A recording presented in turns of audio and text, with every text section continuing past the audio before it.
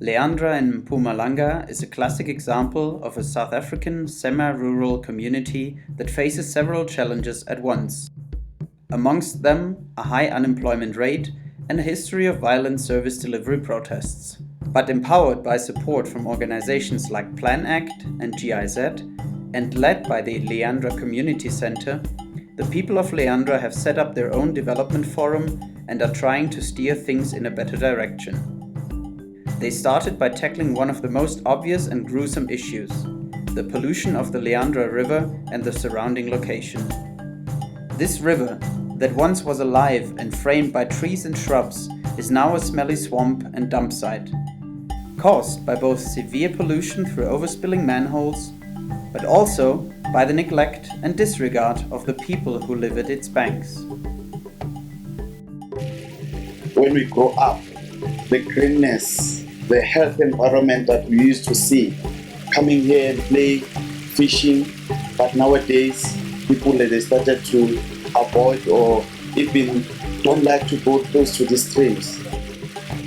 As a young boy, when I was attending primary school, we used to go and take a dip, and catch a large quantity of fishes before it was polluted like this. First emotion when you faced with this calamity, one is that of anger, two of grief, three of pain, to say, how did all of us let go this far? We did contact the main culprits that contributing to polluting the stream, the abattoir and the dairy. We met their management. They said they are not part of the pollution because they have main holes. Their rubbish goes through the main hole.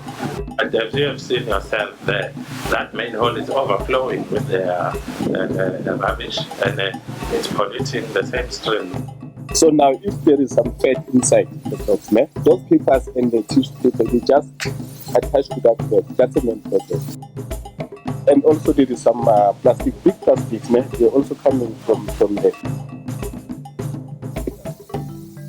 Ya kushuthi siyalima la ingadi mara ngalamanzi lawa angena la angcolile asikhona ukudla lezi zinto siyazilima but ayasi-affecta ngoba kuyanuka le ndawo kungcolile kakhulu.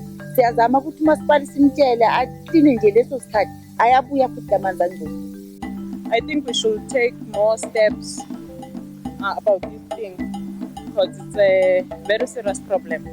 They are involved in the pollution of the stream, so I think they must also assist us in finding a solution. That's why now the committee started. Also the municipality, we're fully behind them to say they respect the issue of environment. That's why we are here today. We need to make sure that we do a monitoring, we force our bylaws so that people they can respect the environment. Another problem we have is the non-availability of dustbins. If you can look at the houses just around where you walk, you will never see dustbins. Baba besola kukhona lesolution ligidini qhamuka lengaphezulu. Kusho ukuthi yasihlukumeza ngoba sithina sihleli noma silele noma sidla ingena la endlini.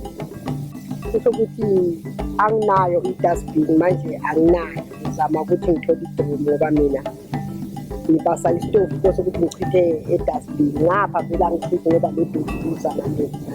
Dustbin, a thing that can show that this municipality is serious about service delivery. Without a dustbin, it does not show any seriousness. Also, as Siqalile, which is the name of our organization, we're aiming to do awareness, environmental awareness, especially amongst all the people that stay along the stream. Eventually, the whole community. It's a great start, but there's a lot to do. There is a lot. And I think there's a lot of thought that needs to go into the sustainability of the process. Because today we may just clean up, gather the rubbish and stuff. But the problem goes a lot deeper, and I think it's a symptom of how disconnected sometimes, interventions can be. Because you can see that even to just solve this problem, you're going to need all sorts of all the different departments, and for the community itself to also chip in a long-term kind of way to say how are we going to maintain this. WP workers, like the part of their job is to clean around the stream. And another issue is also to educate the communities that live along the stream about the importance of environment. How is the environment impacting on us?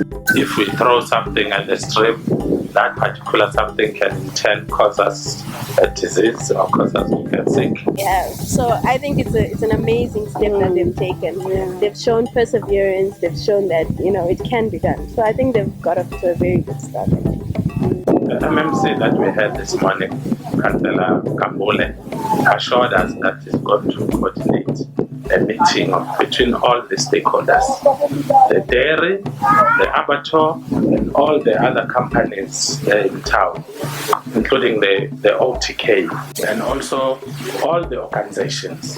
He's promised that that meeting will happen before the end of October, he said this morning. So we're looking forward to that meeting, because I think in that meeting also the different departments of municipality will also be there, the managers. So it will be easy to try and hold a person accountable, because right now we've seen the municipal managers are hiding behind each other. Nobody wants to take responsibility for the failure of their department. So I think if we can have one meeting under one roof, we can sort out a lot of problems. I feel somehow relieved that we've embarked on this process. I hope and trust that it won't be a one-day thing, because as you can see, there's still a lot of work that needs to be done, and everybody needs to commit, as the acting mayor said in the morning, that they are committing themselves towards the rehabilitation of the stream. At the end, this is our hometown.